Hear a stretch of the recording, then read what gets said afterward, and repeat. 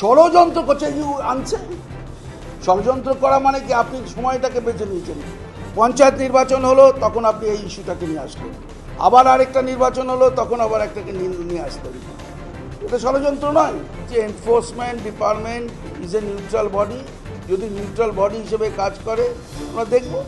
কিন্তু আমাদের ধারণা হচ্ছে দেয়ার বিন প্রেশারাইজড, আমাদের ধারণা না, এমনকি কোর্টও বলছে যে যাদের যে কাজ করা উচিত ছিল সে কাজ তারা করেনি। এখন ছাড় দিয়ে মাছ ধরা যাবে না।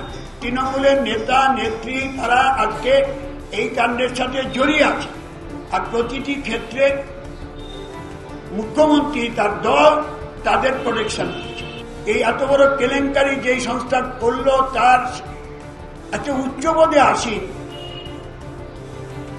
অর্পিতা ঘোষ, তিনি প্রার্থী হচ্ছেন। এনফোর্সমেন্ট ডাইরেক্টরেট চিনি দিয়েছে, তাতেই এত ক্ষিপ্ত কেন মাননীয় মুখ্যমন্ত্রী?